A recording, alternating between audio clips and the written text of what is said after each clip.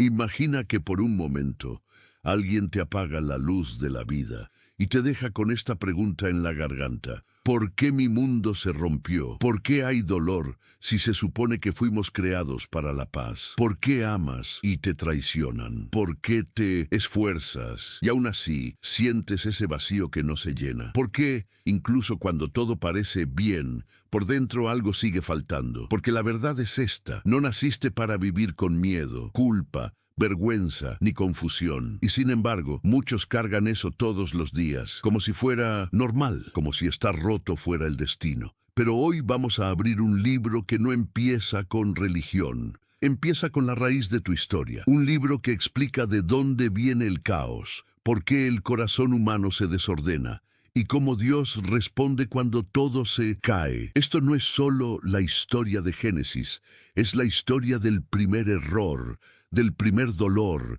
del primer me escondo y también del primer plan de esperanza. Así que si alguna vez sentiste que tu vida se convirtió en un desierto, si alguna vez te preguntaste ¿dónde está Dios cuando más lo necesito? Quédate conmigo, porque lo que vas a escuchar hoy no solo te va a enseñar el origen del mundo, te puede devolver el sentido de tu propio origen. Antes de entrar en esta historia, suscríbete ahora mismo y activa la campanita, porque hoy vamos a recorrer Génesis como una película.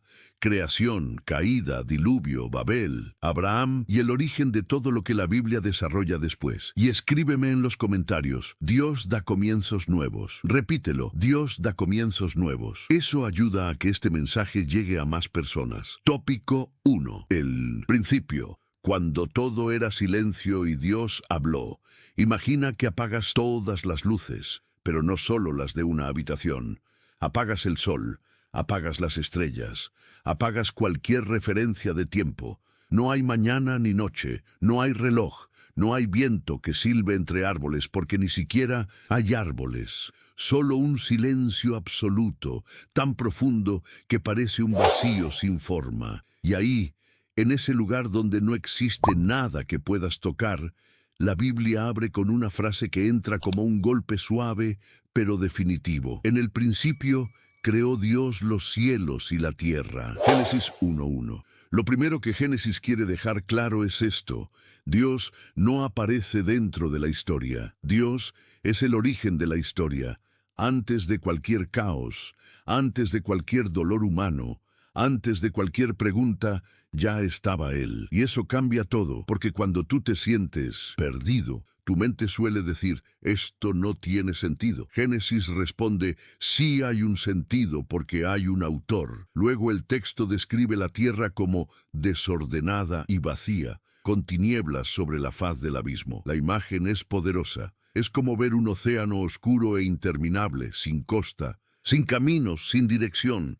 No es un mundo listo, es un mundo sin forma, como una casa sin paredes, sin puertas, sin techo, y encima de ese abismo, Génesis dice que el Espíritu de Dios se movía sobre las aguas. No es un Dios distante mirando desde lejos, es un Dios presente, actuando, acercándose al caos. Y entonces pasa lo decisivo: Dios habla, no pelea, no negocia con la oscuridad, no se cansa, habla.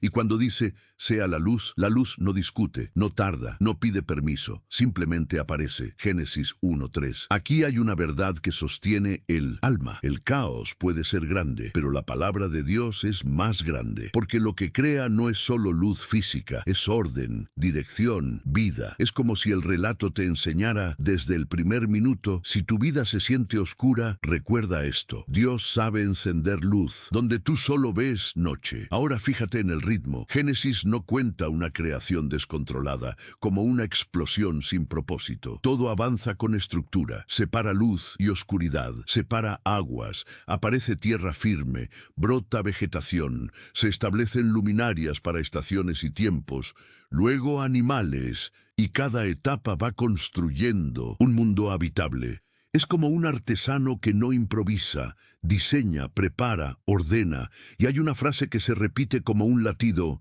y vio Dios que era bueno. Eso no es relleno, eso es Dios poniendo su sello sobre la existencia.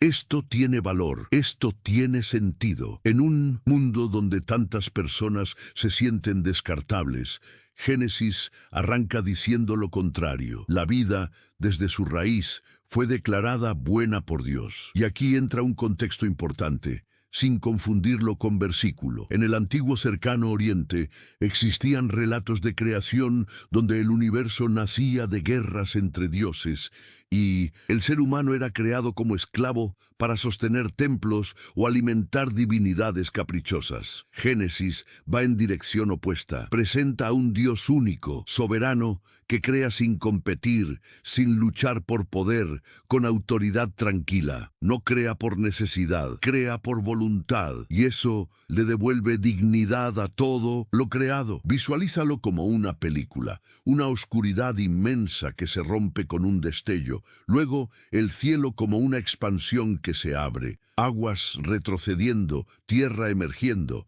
el verde estallando en la superficie, el firmamento llenándose de luces, el aire con aves, el mar con criaturas, la tierra con vida. Y en todo eso, una sensación. El universo no es un accidente, es un hogar preparado. Pero lo más fuerte de este tópico no es solo Dios hizo cosas. Lo más fuerte es lo que está implícito desde el inicio. Si Dios puede ordenar el caos del mundo, también puede ordenar el caos de tu vida. Porque seamos honestos, hay días en que por dentro uno se siente desordenado y vacío. Pensamientos mezclados, cansancio acumulado, culpas antiguas, miedo al futuro, y es ahí donde Génesis te mira a los ojos y te dice: yo sé empezar de nuevo, yo sé poner luz, yo sé separar lo que te confunde. Y justo cuando el relato ya te puso el corazón en marcha, la historia se prepara para volverse aún más cercana,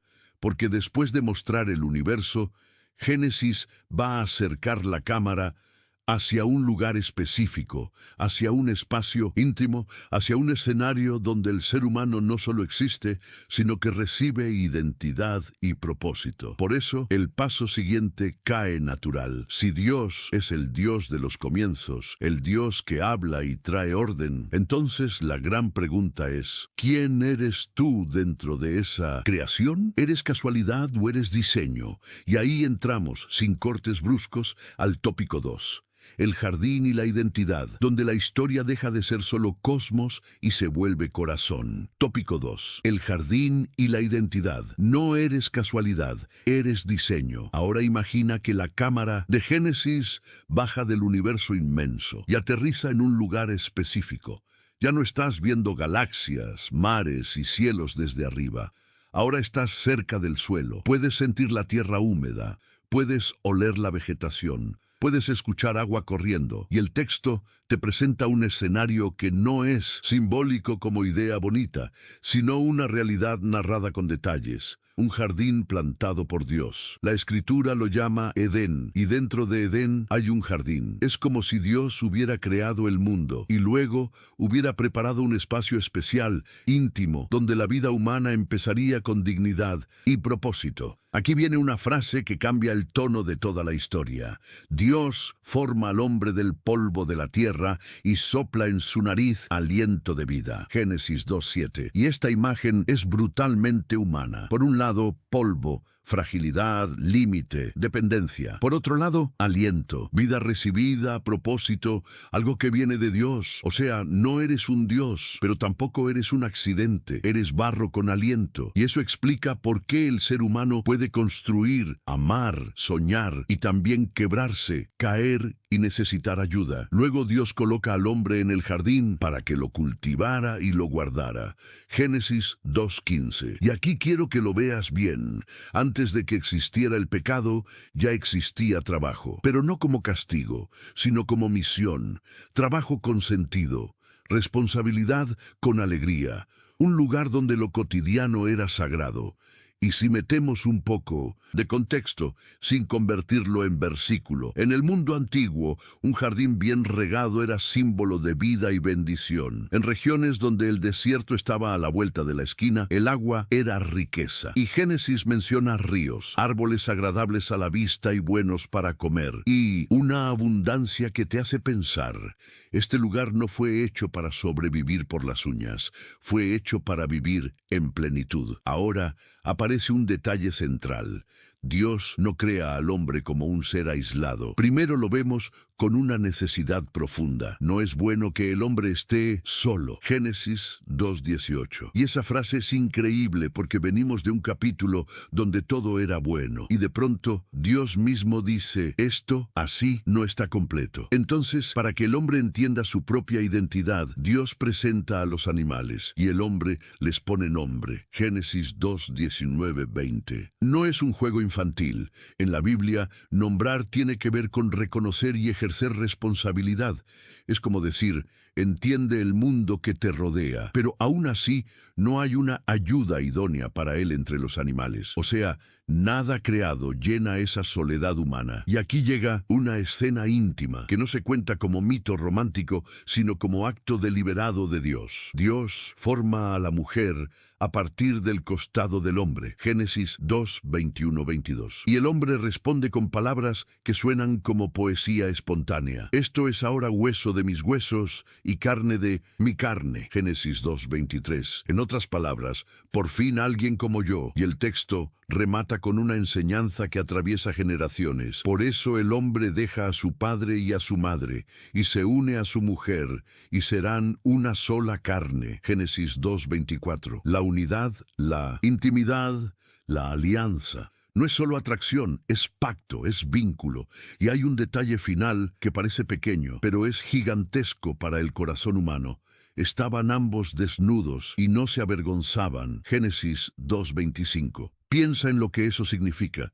Transparencia total, sin miedo, sin máscara, sin teatro. No había necesidad de fingir.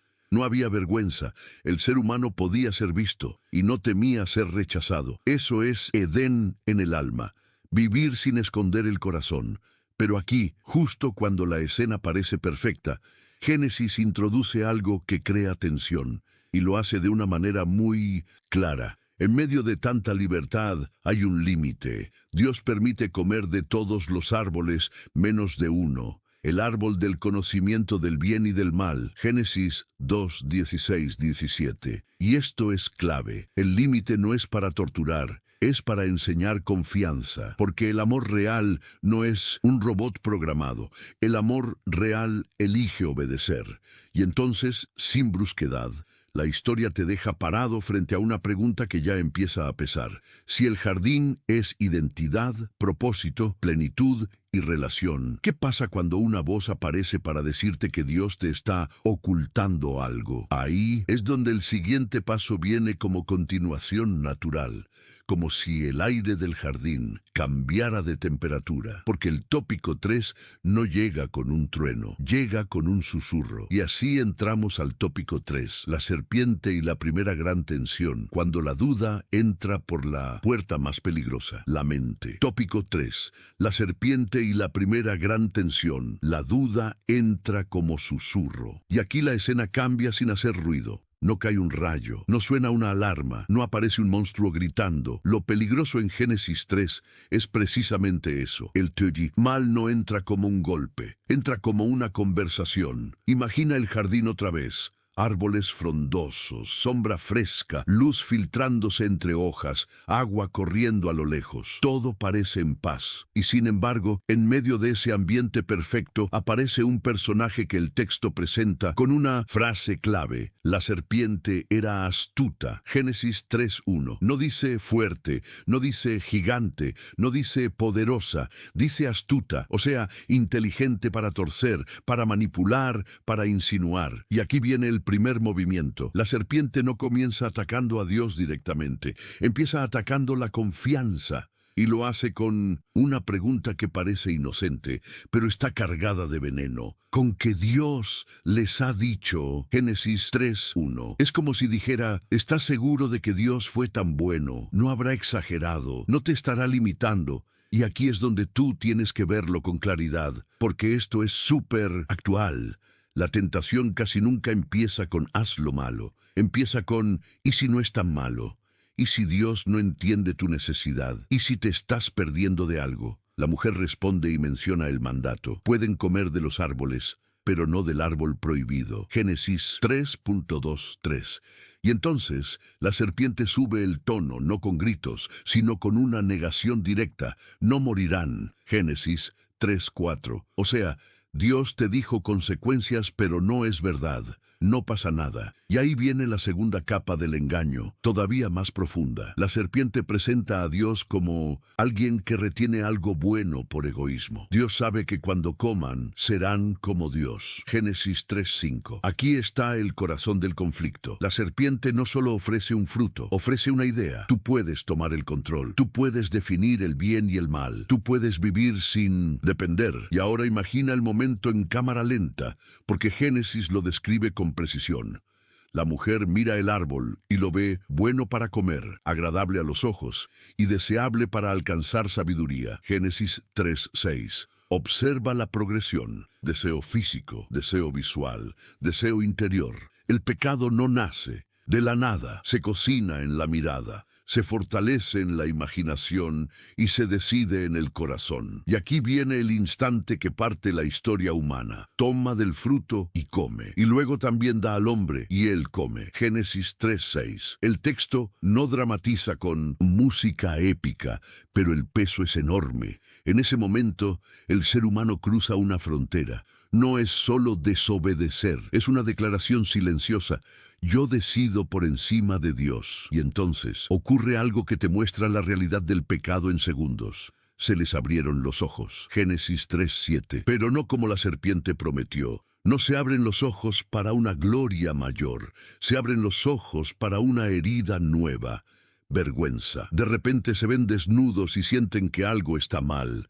Y hacen lo primero que el pecado siempre produce, intentar cubrirse por sí mismos. Se cosen hojas de higuera, Génesis 3:7. Y esto es tan humano que duele, porque hasta hoy hacemos lo mismo. Cuando algo se rompe dentro, tratamos de taparlo con hojas, excusas, apariencia, perfeccionismo, silencio, máscaras. Pero las hojas nunca sanan, solo esconden. Y cuando cae la tarde y oyen la voz del Señor Dios, paseándose en el huerto, el hombre y la mujer se esconden. Génesis 3:8. Quiero que lo sientas. El mismo lugar que era hogar, ahora se vuelve amenaza. La presencia que antes era paz, ahora se percibe como peligro. No porque Dios se haya vuelto malo, sino porque la culpa distorsiona la relación. Y ahí viene una de las frases más fuertes del libro. ¿Dónde estás? Génesis 3:9. Dios no pregunta porque no sepa. Pregunta porque el ser humano necesita reconocer su estado. Es como si Dios dijera: no te escondas de mí, dime dónde te dejó tu decisión. El hombre responde: tuve miedo y me escondí.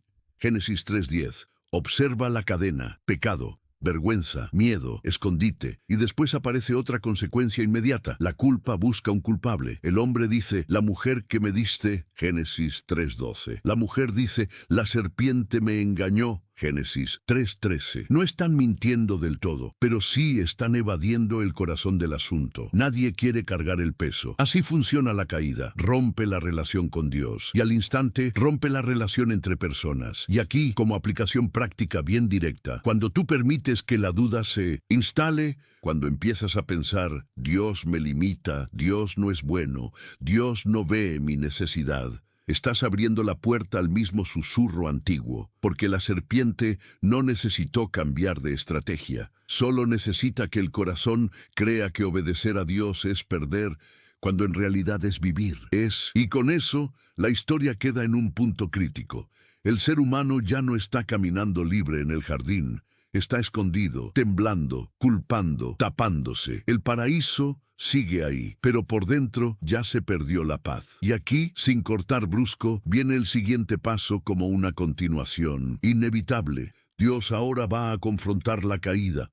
Va a traer verdad, consecuencias y, sorprendentemente, también una esperanza. Así entramos al tópico 4, juicio y esperanza, porque en Génesis la corrección de Dios no es el final, es el comienzo de un plan. Si esto te está ayudando a entender y Génesis con claridad, dale like y suscríbete ahora. Aquí no solo contamos historias, las conectamos con tu vida real. Comenta: yo confío en Dios, yo confío en Dios. Tópico 4. Juicio y esperanza. Dios confronta, pero también cubre. Y aquí viene algo que sorprende, porque después del pecado, uno esperaría un final inmediato, un castigo frío, un portazo. Pero Génesis no presenta a Dios como un juez impulsivo que explota, presenta a Dios como alguien que entra al jardín, y lo primero que hace es buscar al ser humano. La escena es intensa. El jardín sigue siendo hermoso, pero ahora está cargado de tensión. Antes, el aire del Edén se sentía como hogar. Ahora se siente como sala de interrogatorio. No porque Dios sea cruel, sino porque la culpa te hace escuchar la voz de Dios como amenaza, aunque sea la misma voz que antes te daba paz. Y entonces Dios pregunta, ¿dónde estás? Génesis 3:9. No es ignorancia, es misericordia. Es como un padre que sabe exactamente lo que pasó, pero quiere que el hijo salga de su escondite, que deje de huir, que se atreva a decir la verdad. El hombre responde con la frase que resume el corazón caído. Tuve miedo y me escondí. Génesis 3:10. Miedo, eso es nuevo. En Edén no existía esa emoción como defensa. El pecado no solo rompe un mandamiento, rompe la confianza, y cuando se rompe la confianza, nace el miedo. Y aquí viene el momento de confrontación. Dios hace preguntas directas. ¿Quién te enseñó que estabas desnudo? ¿Has comido del árbol? Génesis 3:11. Dios está llevando al ser humano al punto exacto. No me hables de síntomas, dime la raíz. Pero el corazón humano hace lo que siempre hace cuando está acorralado. Se protege culpando. El hombre dice, la mujer que me diste, Génesis 3:12. La mujer dice, la serpiente me engañó, Génesis 3:13. Fíjate cómo el pecado contamina todo. Ya no es solo desobediencia, ahora es ruptura de relaciones. El hombre no solo acusa a la mujer, indirectamente acusa a Dios. La mujer que tú me diste. Es como si dijera, esto también es tu culpa. Eso muestra lo profundo del daño. El corazón, cuando se siente culpable, intenta ponerse por encima. Y entonces Dios responde. Y aquí es importante ser fiel al texto. Dios pronuncia palabras que describen consecuencias reales. No son amenazas vacías, son la realidad de lo que el pecado produce en el mundo. Primero, Dios habla a la serpiente, Génesis 3:14-15, y aquí aparece una chispa de esperanza enorme, escondida en medio del juicio. Dios anuncia enemistad entre la serpiente y la descendencia de la mujer, y que esa descendencia herirá a la serpiente. Muchos creyentes han visto aquí una primera señal del plan redentor de Dios, una promesa inicial de que el mal no tendrá la última palabra. No es un detalle decorativo. Es como si Dios dijera, desde el primer día del desastre, yo voy a intervenir. Después, Dios habla a la mujer, dolor en el parto y tensión en la relación. Génesis 3:16. No se trata de decir, la vida será horrible. Se trata de mostrar que la armonía se quebró y ahora incluso lo bello, como traer vida, vendrá mezclado con dolor. El pecado hace eso, no elimina todas las cosas buenas, pero las llena de espinas. Luego Dios habla al hombre, la tierra será trabajosa, habrá sudor, frustración, fatiga, espinos y cardos son parte del camino. Génesis 3:17-19. Y aquí, incluso sin convertirlo en sermón, todos lo entendemos. ¿Quién no ha sentido que la vida a veces produce espinas? Te esfuerzas y no siempre sale. Sembras y a veces no cosechas lo que esperabas. Eso es Génesis, describiendo el mundo como lo vivimos. La creación sigue siendo creación, pero ahora está herida. Y llega una frase que pesa como piedra. Polvo eres, y al polvo volverás. Génesis 3:19. No es desprecio, es realidad. La muerte entra como consecuencia del quiebre. El ser humano quiso autonomía total, quiso ser como Dios sin Dios, y terminó recordando su fragilidad. Pero ahora viene lo que muchos pasan por alto. En medio de todo esto, Dios también hace algo profundamente misericordioso. La Escritura dice que Dios hizo túnicas de piel para Adán y Eva y los vistió. Génesis 3:21. Esto es enorme, porque ellos intentaron cubrirse con hojas, algo frágil, provisional, insuficiente, y Dios les da una cobertura real.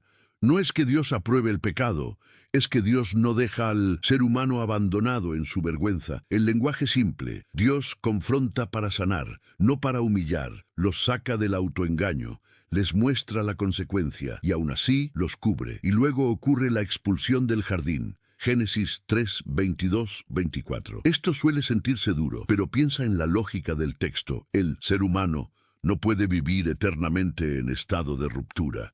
Dios coloca querubines y una espada encendida para guardar el camino al árbol de la vida. No es un Dios vengativo cuidando un tesoro. Es una frontera protectora en un mundo que ya se corrompió. Y aquí está la tensión. Final del tópico. Se van del Edén, salen del lugar de plenitud. Ahora el mundo exterior no es un jardín perfecto. Es tierra dura, esfuerzo, sudor, incertidumbre. Se cierra una puerta y se abre una vida marcada por decisiones. Pero incluso en esa salida hay una luz silenciosa. Dios no. Los mata allí, no los abandona allí, no los deja desnudos allí. Los cubre, los acompaña fuera y deja dentro del juicio una promesa de que el mal será enfrentado. Y eso nos lleva de forma natural al siguiente paso, porque si la caída trajo vergüenza y consecuencias, ahora veremos cómo el pecado ya fuera del jardín empieza a crecer y a tomar formas más visibles. Así entramos al tópico 5, Caín y Abel,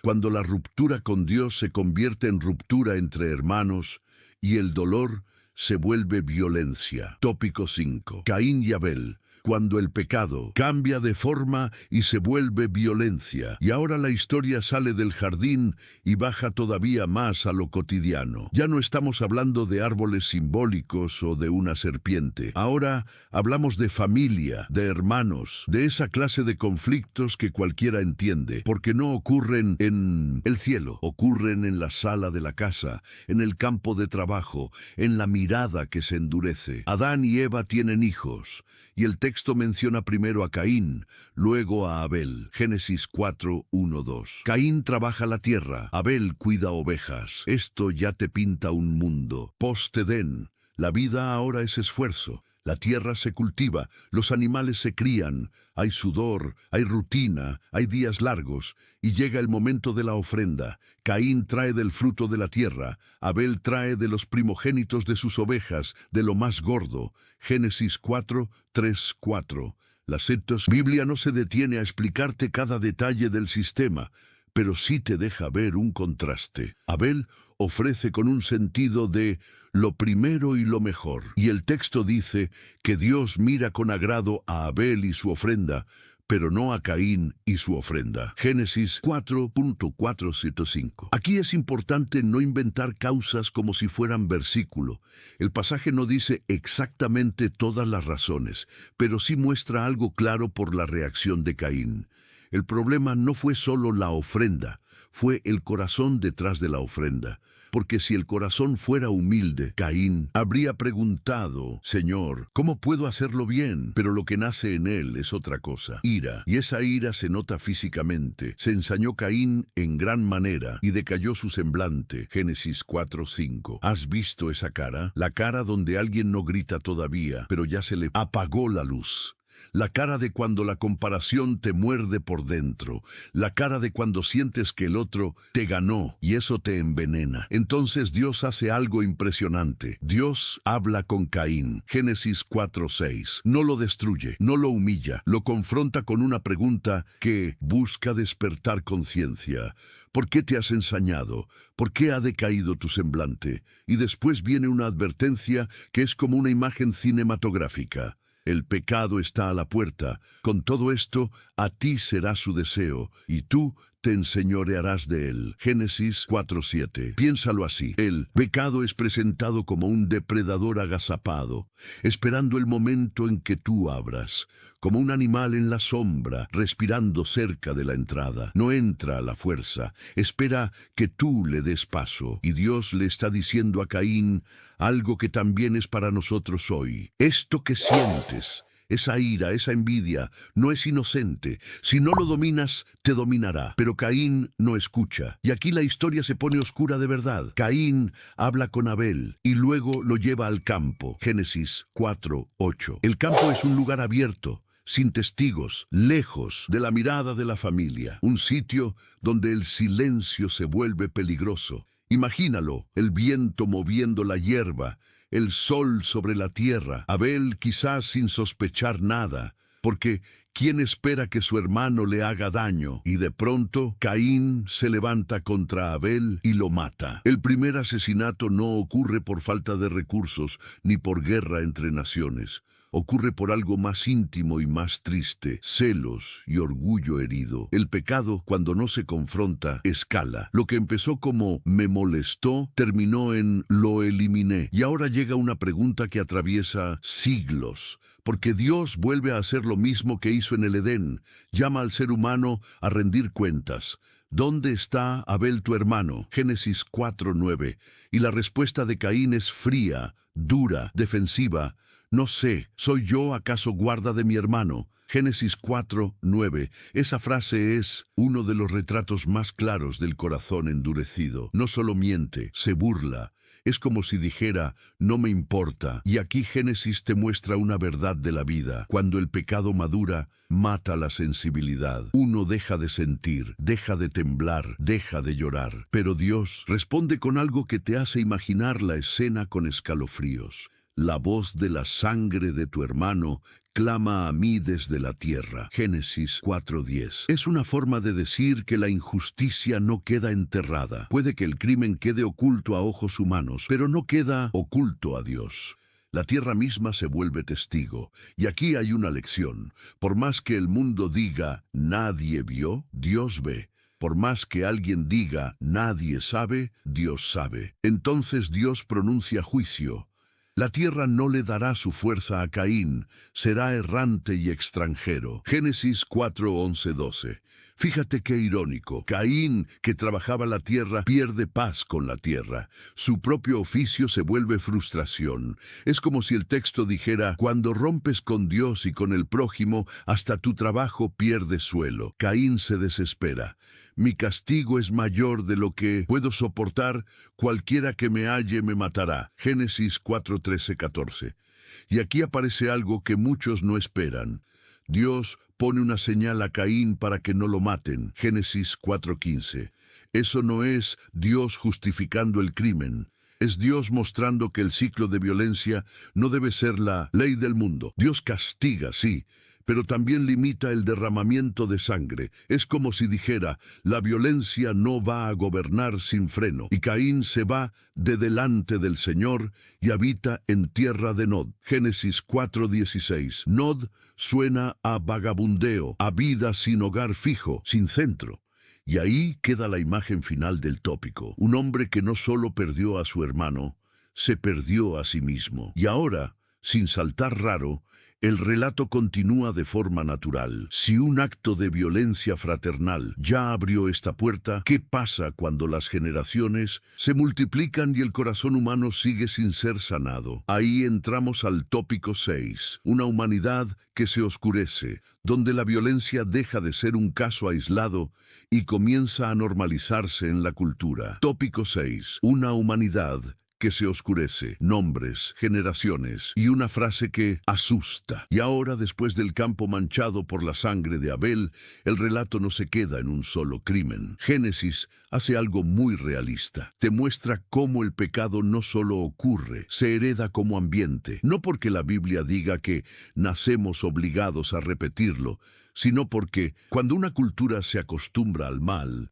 el mal se vuelve normal, y eso es justamente lo que empieza a pasar aquí. El texto sigue con generaciones, nombres, descendencias. A primera vista parecen listas, pero en Génesis las genealogías son como una radiografía espiritual. Te dicen hacia dónde va el corazón humano con el paso del tiempo. Caín construye una ciudad y le pone el nombre de su hijo, Enoc, Génesis 4:17. Y aquí hay un detalle interesante como contexto. En el mundo mundo antiguo, fundar una ciudad era un acto enorme. Era decir, quiero estabilidad, quiero permanencia, quiero un nombre que quede. Después de haber sido condenado a vagar, Caín intenta crear su propia seguridad. Es como si dijera, si mi vida quedó marcada, entonces yo voy a levantar algo que me sostenga. Es muy humano. Cuando el alma pierde paz con Dios, busca paz en estructuras. Pero la historia no se detiene en progreso, porque lo que Génesis muestra es que el avance material no necesariamente significa avance moral. Puedes tener ciudades, herramientas, música, ganado, y aún así tener el corazón más oscuro. Y entonces aparece un nombre que suena como un golpe.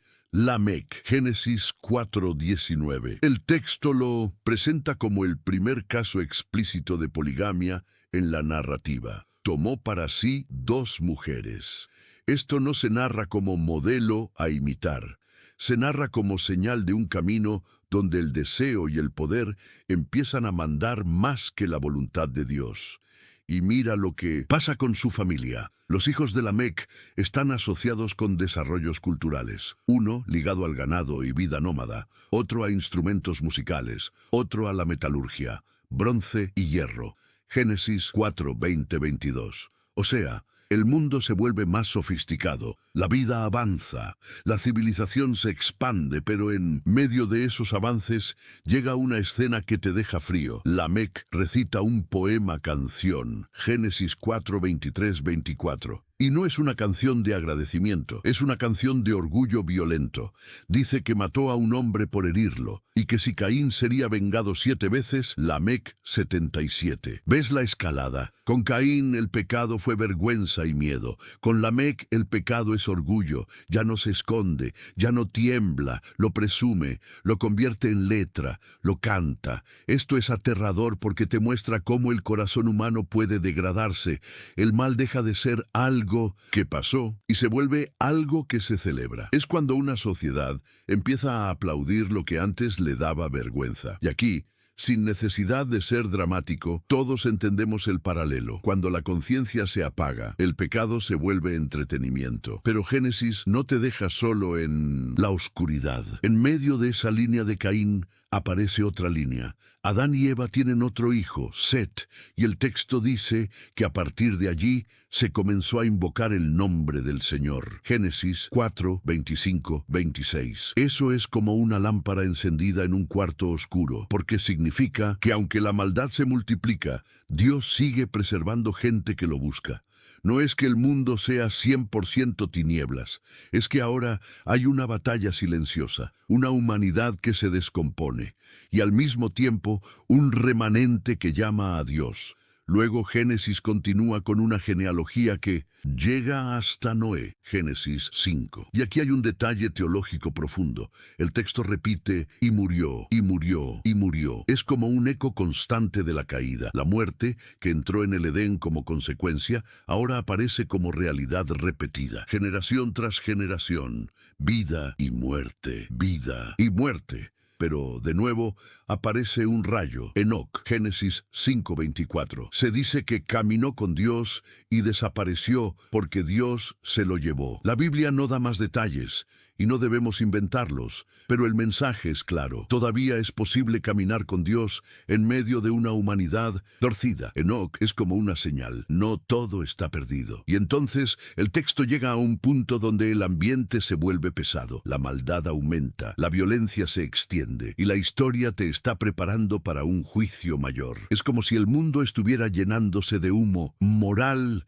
y ya casi no se ve el horizonte. Por eso, cuando llegamos al inicio del relato del diluvio, Génesis suelta una frase que da miedo por lo directa que es. El corazón humano se inclinaba continuamente al mal. Génesis 6:5. No es que a veces fallaba, es que la tendencia se volvió constante, una deriva, un camino colectivo. Y aquí la aplicación cae sola. ¿Qué pasa cuando una persona o una sociedad repite un mal tantas veces que ya no lo siente como mal? Eso es lo que Génesis está describiendo. El pecado, sin arrepentimiento, no se queda igual. Crece, se normaliza y endurece. Y ahora el hilo continúa sin cortes bruscos, porque después de ver esta humanidad oscurecida, viene la gran pregunta narrativa. Si el mundo se está hundiendo moralmente, ¿habrá alguien que camine con Dios cuando todos caminan en dirección contraria? Ahí entramos al tópico 7, Noé. Y el diluvio, cuando Dios decide juzgar la corrupción,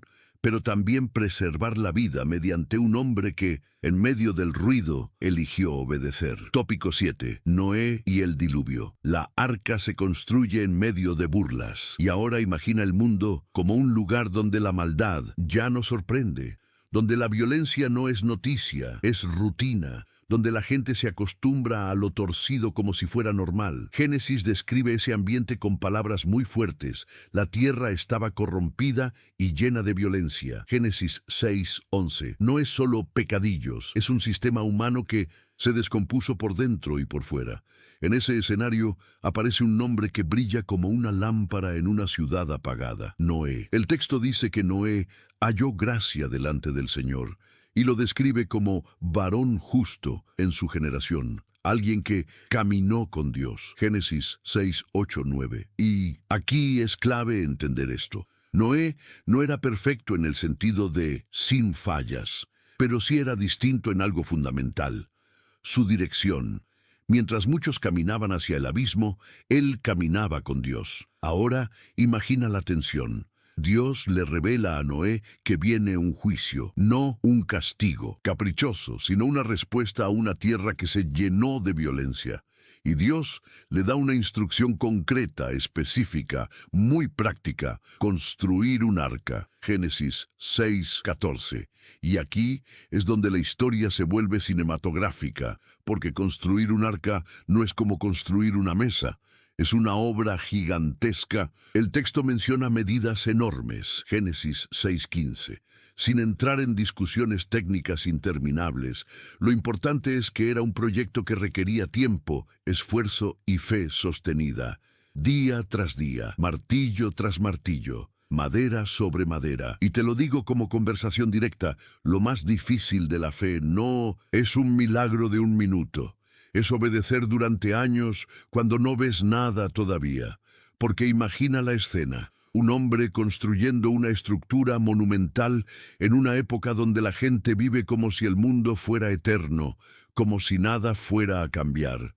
No hay señales visibles de un diluvio en el horizonte, solo una voz, una promesa y una advertencia. Y sí, es muy probable, como contexto humano, no como versículo, que hubiera burlas, porque así funciona la sociedad cuando alguien obedece a Dios en contra de la corriente. Lo llaman exagerado, fanático, loco. Y Noé, mientras tanto, sigue, en silencio, con constancia. Pero Dios no solo le da un proyecto, le da un pacto. Génesis 6:18. Le dice que él y su familia serán preservados. Y esto te muestra algo clave de la teología bíblica. El juicio de Dios no es su última palabra. Su última palabra es salvación para los que confían. Dios no disfruta destruir, Dios preserva vida y abre un camino, y llega el momento donde el arca deja de ser construcción y se convierte en refugio. Dios instruye a Noé a entrar con su familia. Génesis 7:1. También se menciona la entrada de animales, en pares y en ciertos casos por 7 según el texto. Génesis 7:2-3. No hay necesidad de inventar detalles mágicos. La Escritura afirma que Dios mismo dirige el proceso. Quiero que lo visualices. El arca como una sombra enorme sobre la tierra, animales acercándose, el sonido de pasos, mugidos, aleteos, la familia de Noé entrando. Y luego, uno de los versículos más impactantes por lo simple que es: y el Señor cerró la puerta. Génesis 7:16. Eso se siente como un punto final, como un ya, como el cierre de una oportunidad. Y aquí hay una lección que pesa. La gracia de Dios es real, pero también lo es el tiempo. Hay momentos en que la puerta está abierta, y luego se cierra, y entonces empieza el diluvio. Génesis lo describe con imágenes fuertes: fuentes del gran abismo, cataratas de los cielos, lluvia durante 40 días y 40 noches. Génesis 7, 11, 12.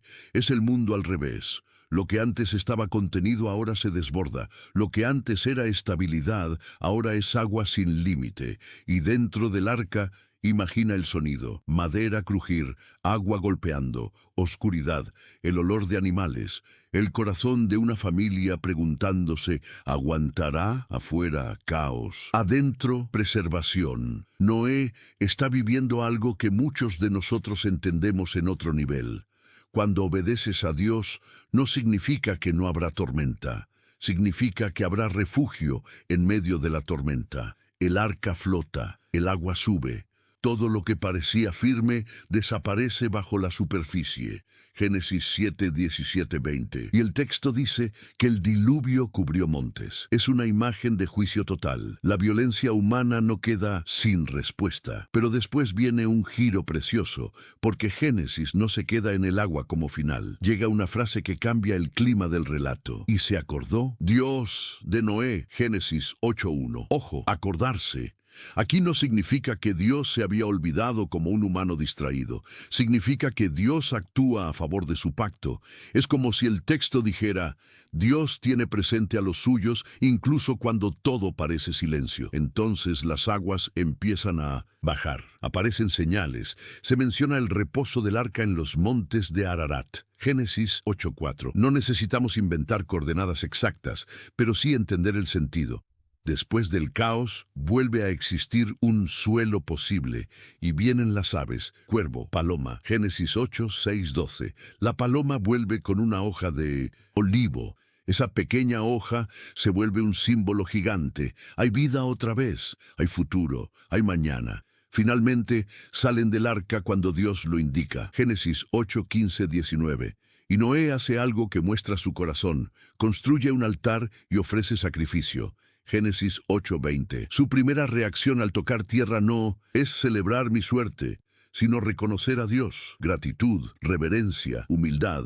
Y entonces Dios declara que no volverá a destruir la tierra con un diluvio como ese y establece una señal: el arco en las nubes. Génesis 9, 12, 17. Imagina el cielo todavía húmedo, nubes pesadas, el sol atravesando la lluvia y de repente un arco brillante, como si Dios pintara esperanza sobre el miedo.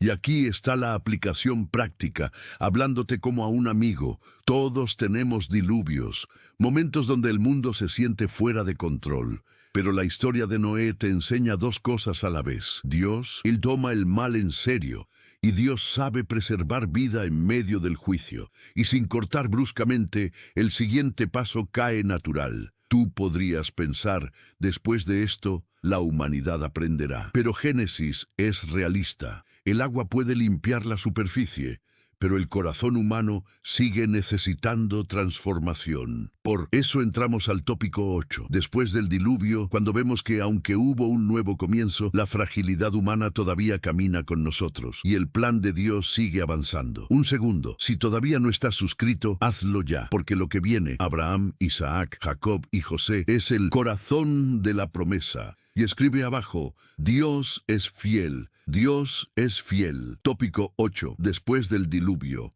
la misma fragilidad, otro escenario.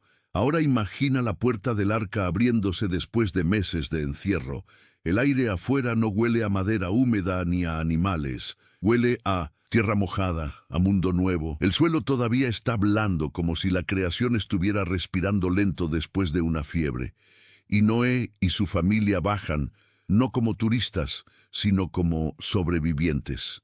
Con el corazón agradecido, sí, pero también con esa sensación de ¿y ahora qué? Porque el diluvio terminó, pero la vida recién empieza otra vez. Génesis muestra que Dios no solo los salvó del agua, ahora les da instrucciones para reconstruir. Les habla de multiplicarse, llenar la tierra. Génesis 9:1. En otras palabras, vuelvan a empezar. Y aquí hay un punto teológico fuerte. Dios no renuncia a su proyecto humano. A pesar del pecado, Dios sigue diciendo: la vida vale, la historia continúa. También aparece un nuevo orden para la vida cotidiana. Se menciona la relación con los animales, el temor y normas sobre la sangre y la vida. Génesis 9, 2, 6. Sin entrar en detalles que no están en el texto, lo esencial es esto. Dios está marcando límites para que la violencia no vuelva a desbordarse sin freno. Es como si Dios estuviera levantando barandas morales para una humanidad que ya demostró que sin límites se destruye. Y vuelve el pacto. Dios reafirma que no destruirá la tierra con otro diluvio y pone el arco iris como señal. Génesis 9, 8, 17. Imagínalo, nubes todavía pesadas, luz atravesando la humedad y ese arco en el cielo como una firma divina, diciendo, la tierra sigue bajo mi cuidado. Cada vez que aparece un arco iris, Génesis te pide recordarlo así, no como decoración, sino como memoria de misericordia. Pero aquí viene la parte que muchas personas no esperan, porque uno podría pensar, después de semejante juicio, la humanidad va a quedar más santa. Pero Génesis es honesto, realista, casi incómodo. Te dice, un nuevo comienzo no significa un corazón nuevo automáticamente. Y entonces aparece un episodio que rompe la idealización. Noé, el hombre que caminó con Dios, planta una viña, bebe del vino y se embriaga, quedando descubierto en su tienda. Génesis 9, 20, 21. La Biblia no maquilla a sus personajes. Noé no es presentado como un santo de vitrina. Es un ser humano real. Y esto tiene una lección fuerte. Dios puede usar a alguien grandemente, y aún así, esa persona sigue necesitando vigilancia y humildad. En ese momento entra el conflicto familiar. Cam ve la desnudez de su padre y se lo cuenta a sus hermanos. Génesis 9:22. Sem y Jafet, en cambio, toman un manto y caminan de espaldas para cubrir a su padre sin mirarlo. Génesis 9:23. Visualiza la escena. Dos hijos avanzando con cuidado, respetando, cubriendo el error sin celebrarlo. Es como si Génesis te mostrara dos actitudes frente a la debilidad ajena. Una que expone y otra que cubre con honra. Cuando Noé despierta, pronuncia palabras sobre sus hijos y el texto sigue el desarrollo de las generaciones.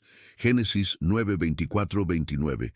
No vamos a inventar interpretaciones como si esto significa tal cosa moderna, pero sí podemos notar lo que el relato está haciendo. Está mostrando que aún en el nuevo mundo, las decisiones dentro de una familia tienen consecuencias. La historia de la humanidad sigue siendo una historia de elección. Luego Génesis hace algo que parece lista, pero en realidad es mapa. Presenta las naciones que salen de los hijos de Noé. Génesis 10. Es como si el texto abriera un plano del mundo antiguo, mostrando cómo se ramifica la humanidad. Y aquí cabe un contexto sencillo. Para Israel y para el mundo bíblico, nombrar pueblos y linajes no era un capricho. Era una manera de decir, así se organizó el mundo. Así se conectan las historias. No es solo genealogía, es geografía humana. Y ahora fíjate cómo esto conecta con lo que viene. Al multiplicarse la humanidad, surge un problema nuevo, pero con la misma raíz antigua, el orgullo. Porque el pecado, aunque cambie de ropa, sigue teniendo la misma voz. Hazte un nombre. Toma el control. No dependas de Dios. Por eso este tópico termina con una sensación muy clara. Sí, hubo un reinicio. Sí, hubo pacto. Sí, hubo señal en el cielo. Pero el corazón humano sigue frágil. El agua puede limpiar la tierra, pero solo Dios puede transformar el interior. Y así, sin cortes bruscos, la historia sigue avanzando como una continuación natural, con más gente, más lenguas, más ciudades, y una humanidad que vuelve a unirse, pero no para adorar, sino para exaltarse. Ahí entramos al tópico 9. La Torre de Babel, donde la unidad humana se vuelve un proyecto de orgullo, y Dios interviene para frenar una rebelión que parecía progreso, pero que en realidad era otra caída. Tópico 9. La Torre de Babel. Unidad sin Dios se vuelve orgullo. Y aquí la historia avanza como una ola que crece. Después del diluvio, la humanidad se multiplica, se organiza, se mueve por territorios nuevos. Y llega un momento en que el ser humano vuelve a sentir esa vieja tentación que ya conocemos desde Edén. Yo puedo hacerlo sin Dios. Génesis te presenta el escenario con una frase sencilla pero cargada de significado. Tenía entonces toda la tierra una sola lengua y unas mismas palabras. Génesis 11:1. Imagínalo como una humanidad que todavía se entiende sin traductores, sin fronteras culturales marcadas.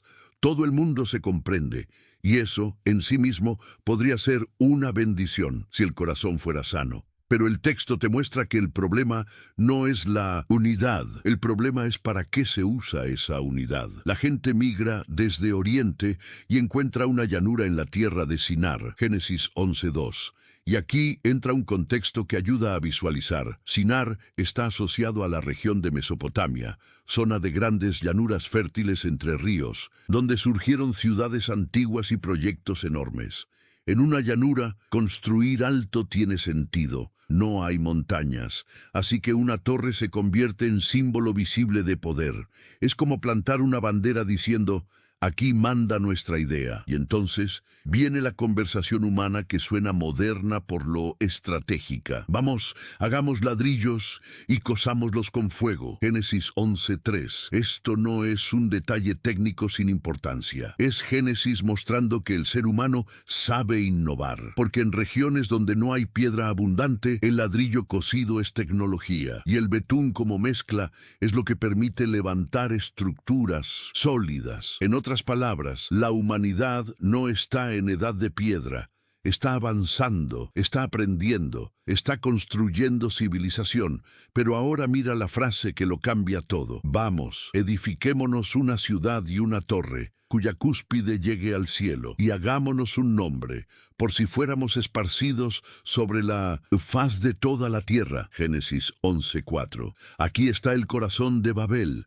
No es solo arquitectura, es teología del orgullo. Hagámonos un nombre, o sea, que el mundo nos recuerde, para que no seamos esparcidos. O sea, queremos control, queremos seguridad, queremos decidir nuestro destino. Y sin convertirlo en un sermón pesado. Esto es demasiado humano. Cuando la gente tiene miedo a perderse, a dispersarse, a ser pequeña, muchas veces construye torres de éxito, de orgullo, de imagen, de control. La Torre de Babel no es solo una estructura, es el símbolo de una humanidad que quiere llegar al cielo por sus propios medios. Y aquí hay un contraste importante con lo que Dios había dicho antes. Dios los había llamado a llenar la tierra. Génesis 9:1. Pero en Babel la gente dice: no queremos ser esparcidos. O sea, el proyecto no es solo hacer una ciudad, es resistir la dirección de Dios. Ahora, visualiza Babel como una escena épica, una llanura enorme, humo de hornos,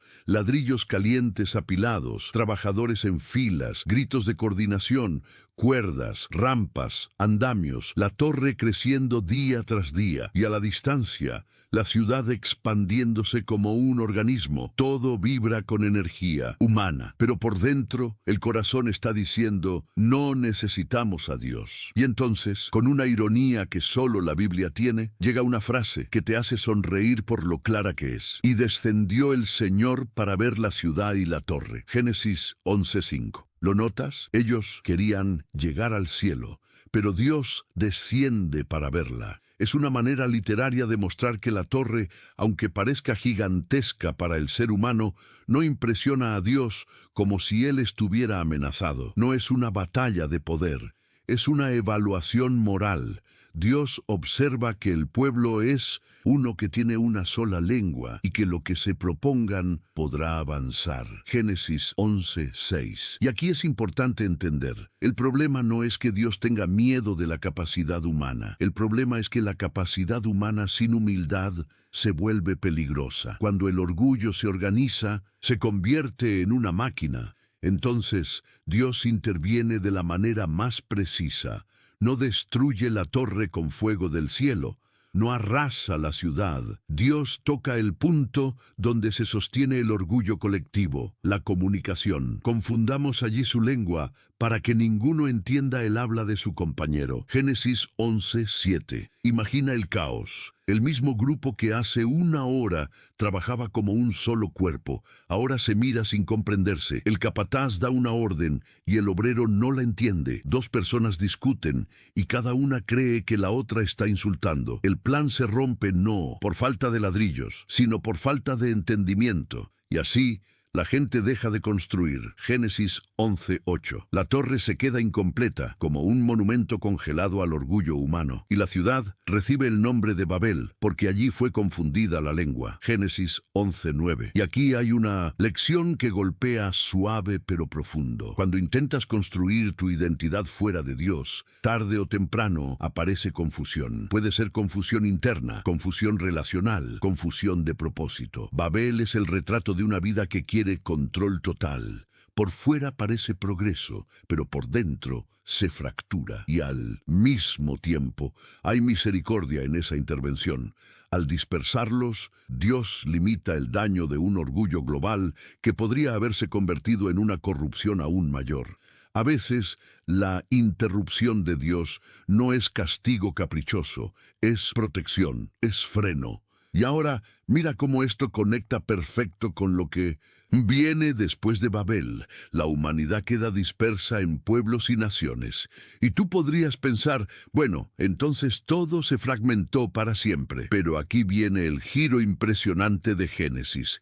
Dios no abandona a la humanidad dispersa. Dios elige a uno para bendecir a muchos. Por eso, sin cortar, brusco, la cámara pasa de una multitud construyendo su propio nombre a un hombre que recibe un llamado para dejar su nombre en manos de Dios. Así entramos al tópico 10. Abraham, cuando Dios comienza su plan de promesa de una forma que parece pequeña, pero que cambiaría la historia del mundo. Tópico 10. Abraham, cuando Dios elige a uno para bendecir a muchos. Después de Babel, el mundo queda como un mosaico roto, pueblos dispersos, lenguas distintas, ciudades separadas. Y aquí es donde uno pensaría, listo, se acabó la unidad, se acabó la esperanza. Pero Génesis hace un giro impresionante. En vez de empezar con un imperio, Dios empieza con una persona, como si dijera, la humanidad se hizo un nombre. Ahora yo voy a empezar una historia donde el nombre no se construye con ladrillos, sino con fe, y aparece Abraham. El texto lo ubica en un contexto real, con raíces familiares y geografía concreta. Habla de su padre Taré, de su familia, de un lugar llamado Ur y de un camino hacia Harán. Génesis 11:31. Y aquí, como contexto histórico-cultural, esto ayuda a visualizar. Ur y Harán están asociados a zonas de Mesopotamia, regiones con rutas comerciales, caravanas, vida urbana y también religiosidad politeísta. Abraham no nace en un ambiente bíblico, nace en un mundo lleno de dioses, ídolos y costumbres antiguas. Y en medio de ese mundo, Dios llama, vete de tu tierra y de tu parentela y de la casa de tu padre a la tierra que te mostraré. Génesis 12:1. Quiero que lo sientas, no es solo muévete de ciudad. En el mundo antiguo, la familia y la tierra eran identidad, seguridad, herencia, protección. Salir era arriesgarlo todo. Era vivir sin el sistema que te sostenía. Era confiar en una promesa más que en un mapa. Y aquí viene el peso del llamado. Dios no le dice el destino exacto en detalle. Le dice, a la tierra que te mostraré. O sea, primero obediencia, luego claridad. Eso es fe bíblica en su forma más pura. Dar el paso cuando no tienes todo resuelto. Pero Dios no solo manda, Dios promete. Y las promesas son tan grandes que parecen imposibles. Haré de ti una nación grande. Te bendeciré, engrandeceré tu nombre y serás bendición. Génesis 12:2. Y luego viene la frase que se vuelve una columna central de toda la Biblia. En ti serán benditas todas las familias de la tierra. Génesis 12:3. Aquí es donde tú entiendes que Génesis no es solo historias antiguas. Es el inicio del plan redentor. Porque Dios está diciendo, voy historia tomar a uno para alcanzar a muchos. La humanidad quiso unidad en Babel para exaltarse. Dios crea un camino diferente, bendición para otros, no gloria para sí mismo. Ahora imagina a Abraham preparando su salida. En contexto de la época, esto no es subir a un auto y salir, es organizar una caravana, tiendas, animales, siervos, provisiones. Es dejar atrás tumbas familiares, recuerdos, seguridad, y ahí está Abraham con su esposa Sarai, con Lot, mirando el horizonte como quien dice: no sé exactamente qué viene, pero sé quién me llamó. Génesis 12, 4, 5. Y el texto dice que Abraham obedeció. Eso ya es enorme, porque hay gente que cree en la mente, pero no obedece con los pies. Abraham cree con los pies. Se mueve. Llegan a Canaán, a lugares específicos como Siquem, al encinar de More. Génesis 12, 6. Y aquí un contexto geográfico ayuda. Canaán era un corredor de rutas, una tierra con ciudades-estado, con culturas establecidas. No era tierra vacía. El texto incluso lo dice: el cananeo estaba entonces en la tierra. O sea, Abraham llega como extranjero, sin ejército, sin corona, sin títulos, solo con una promesa. Y entonces Dios se le aparece y le dice: a tu descendencia daré esta tierra. Génesis 12, 7. Abraham responde construyendo un altar. Y esto es clave. Cuando Abraham llega, no marca territorio con una bandera militar, marca territorio con adoración. Levanta un altar como señal de relación con Dios. En un mundo donde cada pueblo tenía sus deidades, Abraham está diciendo: mi confianza no está en la ciudad, ni en la fuerza, ni en mi apellido.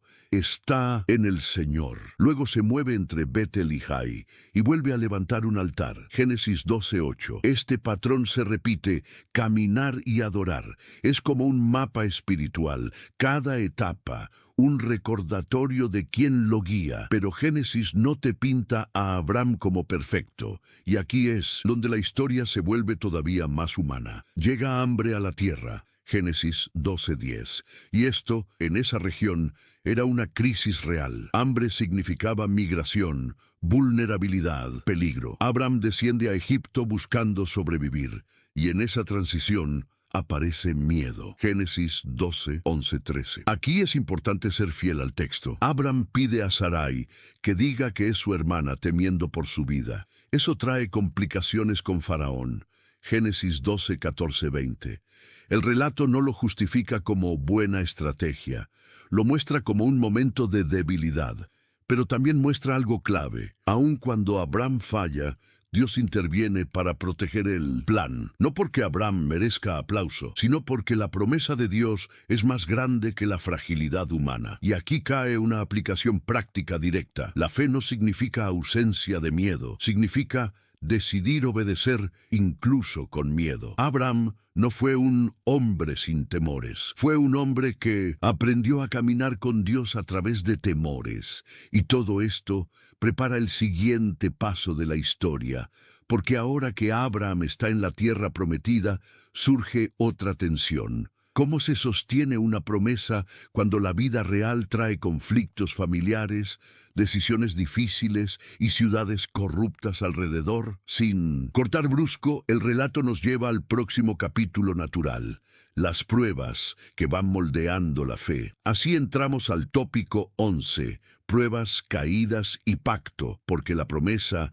ya fue dada, pero ahora tiene que ser vivida en el terreno duro de la realidad. Tópico 11, pruebas, caídas y pacto, una fe que se forma con altibajos. Y aquí es donde la historia de Abraham se vuelve increíblemente cercana.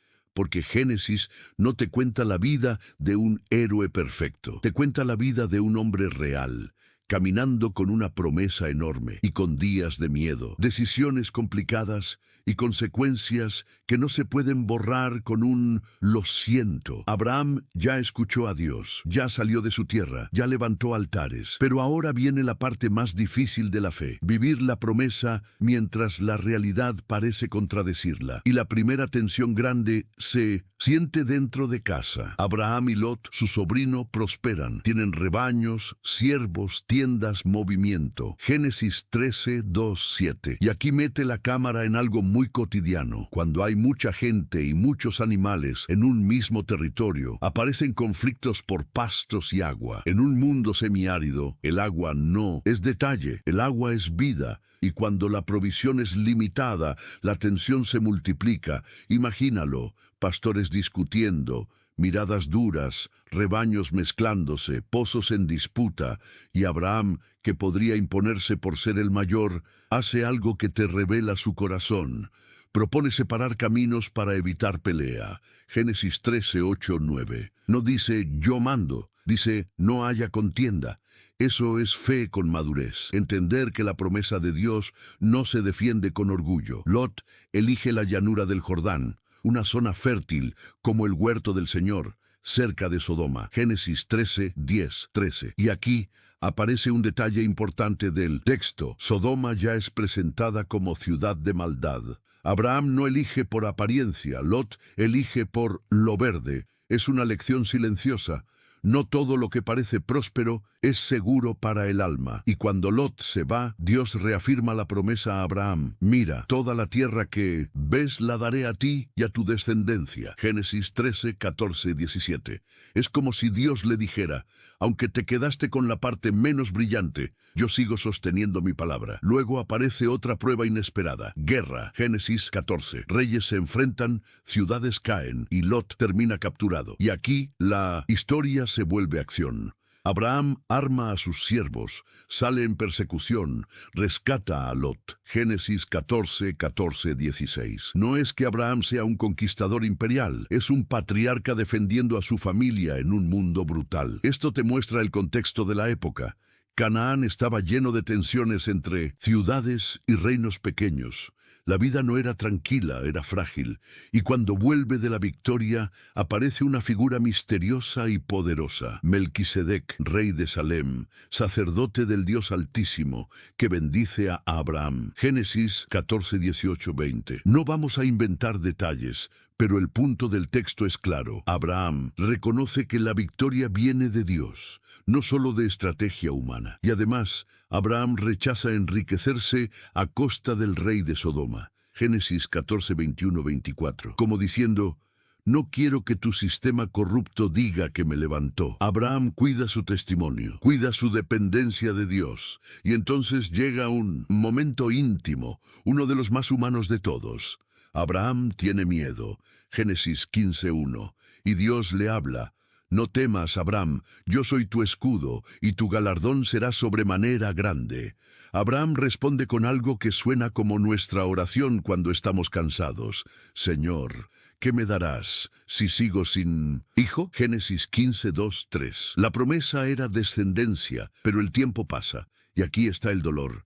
Esperar cuando no hay señales. Y entonces Dios lo lleva afuera y le dice que mire las estrellas. Así será tu descendencia. Génesis 15:5. Imagínalo, noche negra, cielo lleno de puntos de luz. Abraham, con la garganta apretada, pensando cómo, y el texto suelta una frase clave para toda la teología bíblica. Y creyó a Jehová, y le fue contado por justicia. Génesis 15:6. Fe no es tener todo resuelto. Es confiar en el carácter de Dios cuando el calendario te grita lo contrario. Después, Génesis muestra un pacto solemne. Génesis 15, 7, 21. Hay símbolos, hay solemnidad, hay promesa reafirmada. Y aquí, como contexto, los pactos antiguos eran asuntos de vida o muerte, sellaban compromisos, marcaban destino. Dios se está comprometiendo con Abraham de forma seria e histórica, pero aún así llega una caída. Sara, viendo que no llega el hijo, propone que Abraham tenga un hijo con Agar, su sierva. Génesis 16, 1, 2. Y esto, como contexto cultural, era una práctica conocida en el antiguo cercano oriente, una solución social para la infertilidad. Pero Génesis lo muestra como un camino que trae dolor, tensiones y heridas. Abraham accede, Agar concibe, y el conflicto explota: desprecio, celos, humillación. Génesis 16, 4, 6. Y aquí la Biblia no dice qué buena idea, muestra la realidad. Cuando intentas ayudar a Dios con atajos, terminas creando consecuencias que duelen a todos. Agar huye y Dios la encuentra. Génesis 16, 7, 13. Este detalle es precioso. Incluso en el error humano Dios ve a la persona herida. Agar llama a Dios, tú eres el Dios que me ve. Es un rayo de misericordia en medio de un caos familiar. Luego pasa el tiempo, y cuando Abraham ya está viejo, Dios vuelve a hablarle y establece el signo del pacto, la circuncisión, Génesis 17. También cambia nombres. Abraham pasa a ser Abraham, Sarai pasa a ser Sara. Cambiar el nombre es identidad. Dios no solo promete cosas, Dios redefine quién eres bajo su pacto, y llega la escena casi cinematográfica donde Dios anuncia que Sara tendrá un hijo. Sara se ríe. Génesis 18:12. No es una risa de burla necesariamente, es la risa de alguien que ya lloró tanto que le cuesta creer. Y Dios pregunta, ¿hay para Dios alguna cosa difícil? Génesis 18:14. Esa pregunta atraviesa siglos. Es como si Dios mirara a tu vida y dijera, lo que es imposible para ti no me limita a mí. En este mismo bloque narrativo aparece el drama de Sodoma y Gomorra. Génesis 18:19. Abraham intercede, pregunta por justicia, por misericordia. Aquí se ve su crecimiento espiritual. Ya no es solo el hombre que sale de Ur, es alguien que conversa con Dios con reverencia y valentía. Y el juicio sobre Sodoma muestra que Dios es paciente, pero no indiferente ante la maldad. Lot es rescatado con urgencia. Génesis 19. La Biblia no convierte eso en espectáculo, lo presenta como un acto serio de justicia y rescate. ¿Ves lo que está pasando? Abraham está siendo formado por la vida. Conflictos, rescates, pactos, esperas, errores, restauración. Es una fe que no nace de la comodidad, sino del proceso. Y así, el tópico 11 te deja con una sensación clara. La promesa está viva, pero el camino es duro. Abraham está aprendiendo a confiar sin controlar, a obedecer sin entender todo, a depender cuando el corazón tiembla. Y con eso, el siguiente paso viene como continuación natural, porque después de tanta espera, Dios va a cumplir la promesa con un hijo. Pero luego vendrá la prueba más intensa, una prueba que pone la fe de Abraham contra lo que más ama. Así entramos al tópico 12, Isaac, cuando lo imposible nace, y luego la confianza es llevada al límite. Si conoces a alguien que está pasando por caos, miedo o injusticia, comparte este video. Puede ser justo la palabra que necesita. Suscríbete y comenta. Dios restaura. Dios restaura. Tópico 12, Isaac, cuando lo imposible nace, y luego la fe es llevada al límite. Y aquí la historia hace un giro que se siente como aire entrando a los pulmones después de años de espera. Nace Isaac. Génesis 21:1-3. La promesa que parecía una idea lejana, por fin se vuelve un llanto real, en una tienda real, en un día real. No es poesía, es un bebé. Imagínate a Sara, ya anciana, sosteniendo en brazos al hijo que escuchó tantas veces como promesa, y tantas veces como silencio. La Biblia dice que Sara se ríe, pero ahora la risa cambia de sabor. Ya no es incredulidad, es asombro. Génesis 21:6. Es la risa de quien dice, Dios me sorprendió cuando yo ya no esperaba nada. Y el nombre Isaac significa risa. O sea, cada vez que llamaban al niño, era como recordar. Dios convirtió nuestra burla y nuestra duda en gozo. Pero Génesis no te deja mucho tiempo en una escena tranquila, porque la vida, incluso cuando Dios cumple, trae complicaciones. Aparece tensión con Ismael y Agar, y finalmente ellos son enviados. Génesis 21:8-21. Sin inventar detalles que no están en el texto, sí podemos notar el tono. Hay dolor familiar, decisiones difíciles, y aún así el texto muestra que Dios también cuida de Agar e Ismael en el desierto. Dios no es indiferente al vulnerable. Ahora, cuando Isaac crece, llega el momento más impactante y más difícil de toda la historia de Abraham.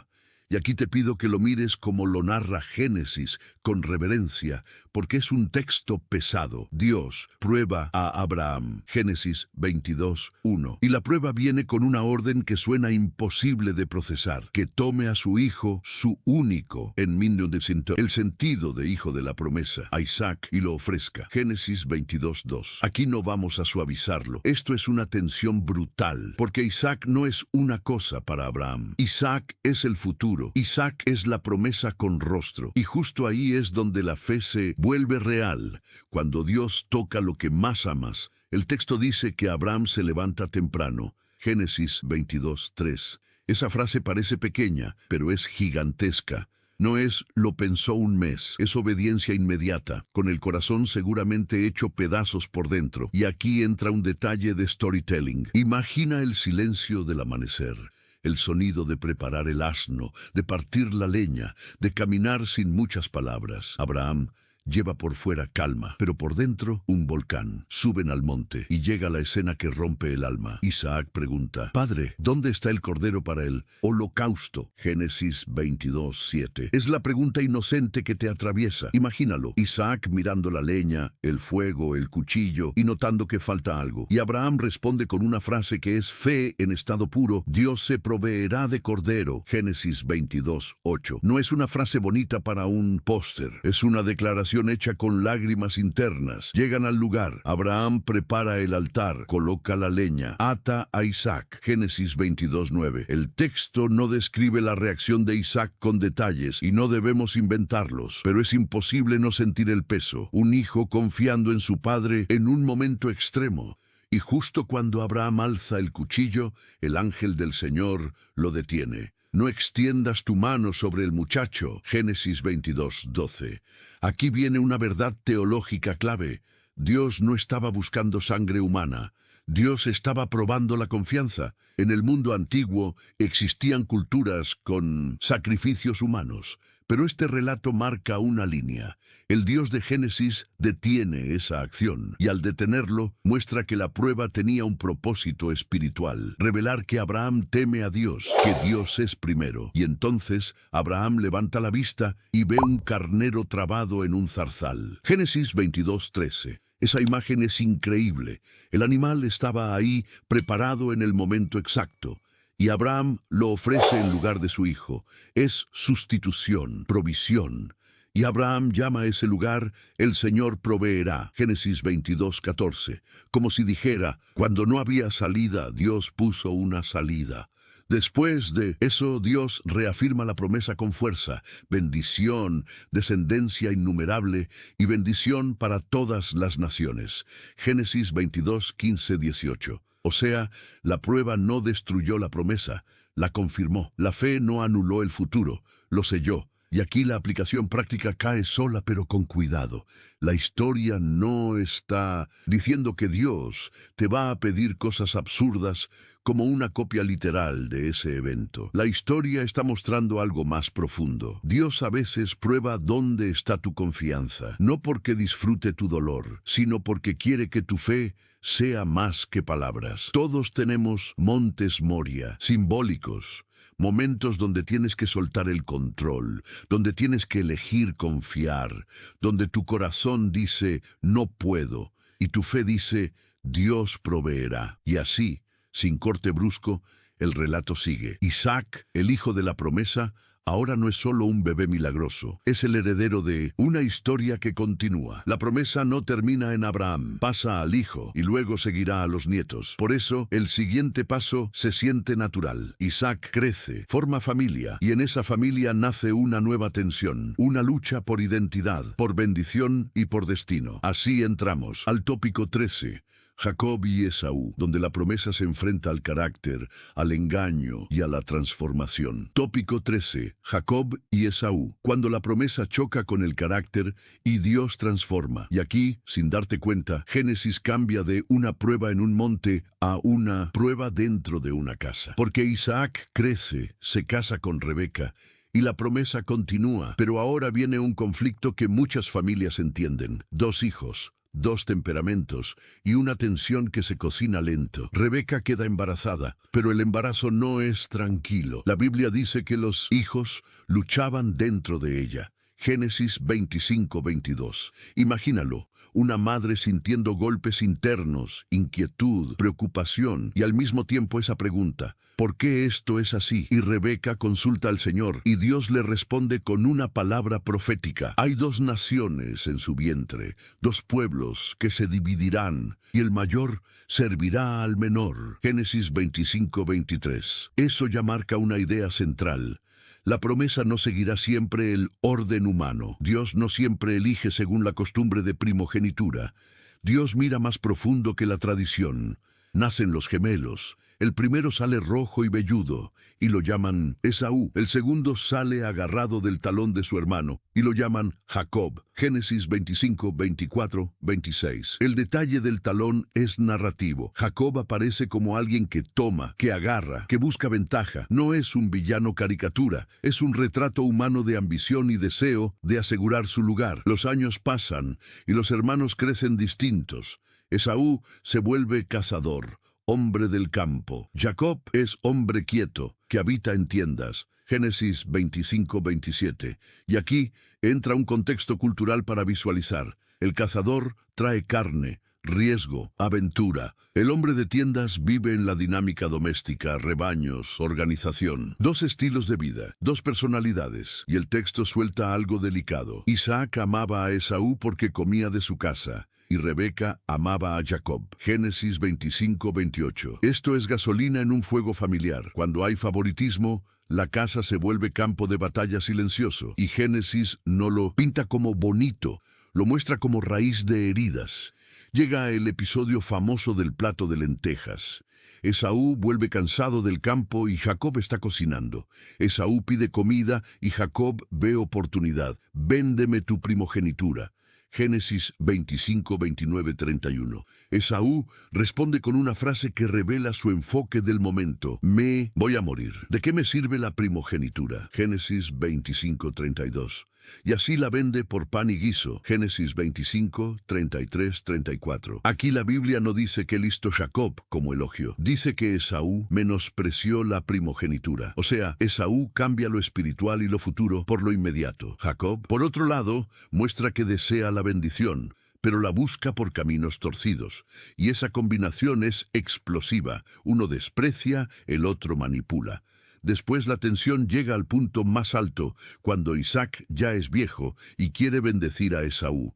Génesis 27, 1, 4. Visualiza la escena. Un anciano con cintas, visión débil, una casa con olor a comida y a tradición, y una bendición que en aquel contexto no era solo palabras bonitas, era destino. En el mundo patriarcal antiguo, la bendición del padre era un acto solemne, una transmisión de herencia y liderazgo familiar.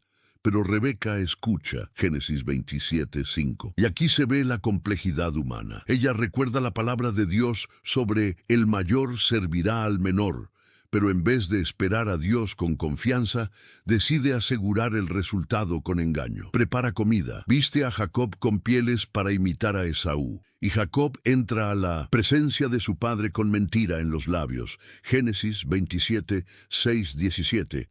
Y la escena es tensa. Isaac pregunta, duda, toca, huele, escucha. La voz es la voz de Jacob, pero las manos son las manos de Esaú. Génesis 27, 22. Es una película de nervios, y al final, Isaac bendice a Jacob. Génesis 27, 27, 29. Cuando Esaú llega y descubre lo ocurrido, el dolor explota. Llora con gran clamor y amargura. Génesis 27, 34. Esto no es un detalle menor, es un corazón quebrado. Y aquí Génesis muestra otra verdad de la vida. El engaño puede conseguir cosas, pero también deja cicatrices profundas. Esaú se llena de odio y planea matar a Jacob. Génesis 27, 41. Y Jacob tiene que huir.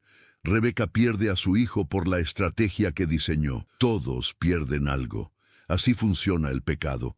Nadie sale intacto. Y ahora, justo cuando Jacob huye, la historia se vuelve espiritual de una manera hermosa. Jacob, solo, cansado, con miedo, se acuesta en el camino y usa una piedra como almohada. Génesis 28, 11. Imagínalo. Noche fría, cielo abierto, sin tienda, sin protección. El hombre que agarró la bendición ahora está escapando por su vida. Y allí Jacob sueña con una escalera o rampa que llega al cielo, con ángeles subiendo y bajando, y el Señor arriba reafirmando la promesa que comenzó con Abraham. Tierra, descendencia, bendición para las familias de la tierra. Génesis 28, 12, 15. Esto es clave. Dios no se presenta a Jacob cuando Jacob está limpio. Dios se presenta cuando Jacob está en huida.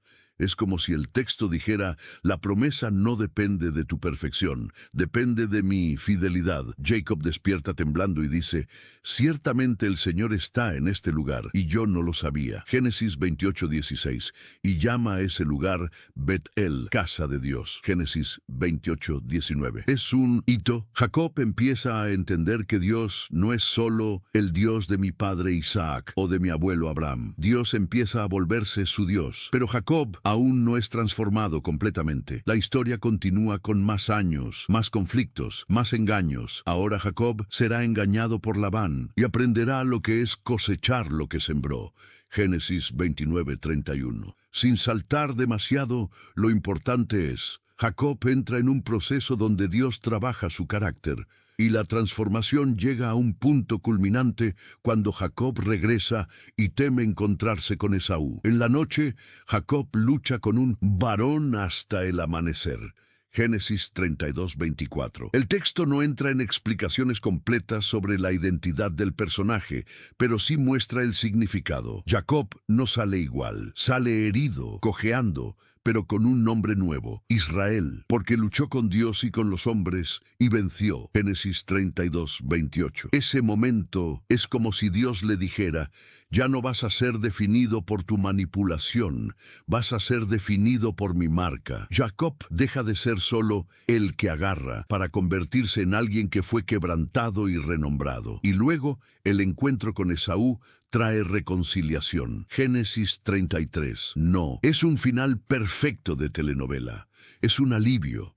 Es un abrazo que muestra que Dios puede reparar historias rotas.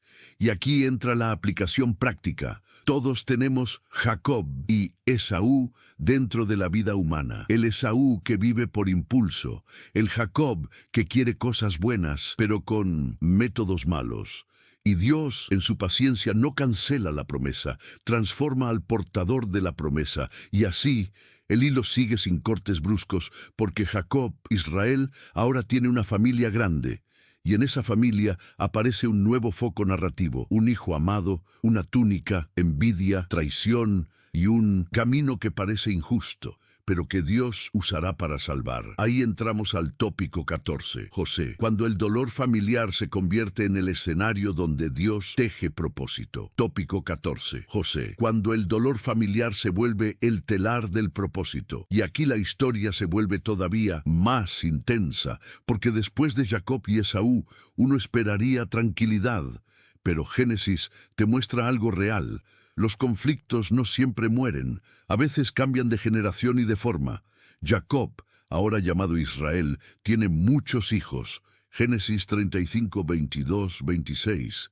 Pero entre ellos hay uno que destaca desde el principio, José. El texto dice que Israel amaba a José más que a todos sus hijos, porque era hijo de su vejez, y le hizo una túnica especial. Génesis 37:3. La famosa túnica. No la mires como un simple regalo. En esa cultura, una prenda distinguida podía comunicar preferencia, estatus y hasta futuro liderazgo familiar. Y en una casa con muchos hermanos, eso no es inocente, eso es una chispa. Imagínate la escena, hermanos trabajando duro, sudando, cuidando rebaños, y José aparece con una túnica que lo separa visualmente. En ese ambiente, el favoritismo se siente como injusticia, y el texto lo dice sin rodeos, le aborrecían y no podían hablarle pacíficamente. Génesis 37:4.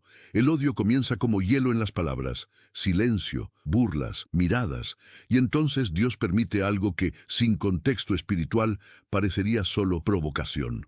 José tiene sueños, Génesis 37:5-11. Sueños donde sus hermanos se inclinan, donde el sol, la luna y 11 estrellas se inclinan. El texto no dice que José inventó los sueños por ambición, los presenta como parte del plan de Dios. Pero la reacción humana es explosiva. Los hermanos se llenan de más odio y hasta Jacob lo reprende, aunque el texto dice que Jacob guardaba el asunto en su corazón. Génesis 37:11.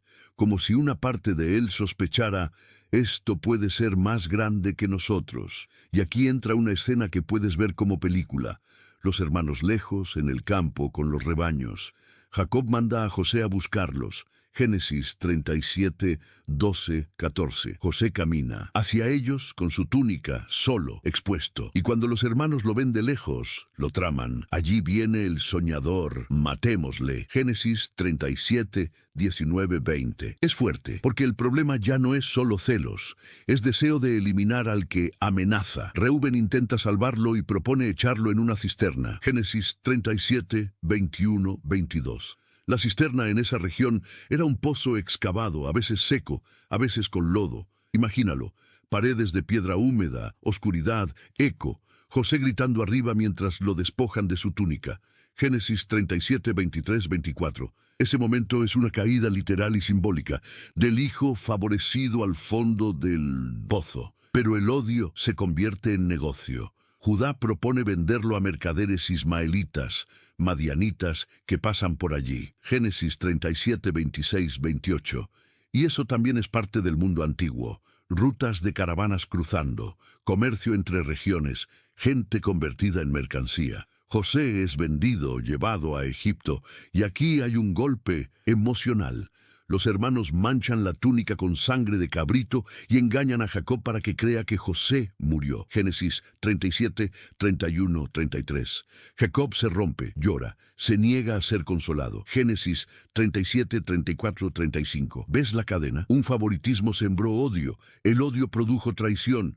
La traición produjo duelo. Génesis no romantiza. Muestra cómo el pecado familiar deja generaciones llorando. Y mientras Jacob llora en Canaán, José llega a Egipto. Génesis 37, 36. Y aquí el contexto histórico ayuda a visualizar. Egipto era una potencia organizada, con administración, jerarquías, palacios, ejércitos, templos. Un mundo enorme para un joven hebreo. José no entiende el idioma, no conoce las reglas, no tiene familia, es extranjero y esclavo, es vulnerable, pero Génesis repite una idea que se vuelve una columna del relato. El Señor estaba con José. Génesis 39, 2. Esto es clave. Estar con Dios no significa que no vas a sufrir. Significa que incluso en el sufrimiento Dios no te suelta. José es comprado por Potifar, oficial del faraón. Génesis 39, 1. Y el texto muestra que José prospera, gana confianza, es puesto a cargo. Génesis 39, 4, 6. Imagínalo aprendiendo el sistema, administrando una casa grande, comprendiendo ritmos egipcios, con disciplina y excelencia. José no se deja morir por dentro, trabaja, se levanta, sirve, pero la historia da una vuelta oscura. La esposa de Potifar intenta seducirlo. Génesis 39, 7. Y aquí José brilla de una forma que no es religiosa de apariencia, sino moral profunda. Se niega, diciendo que no hará tal maldad contra Dios. Génesis 39, 9. José entiende que su integridad no es negociable. Y cuando ella insiste, José huye. Génesis 39, 12. Pero hacer lo correcto no lo libra del dolor. Ella lo acusa falsamente, y José termina en prisión. Génesis 39, 13, 20. Y aquí es donde el espectador se identifica. ¿Cómo? Hago lo correcto y aún así me castigaron.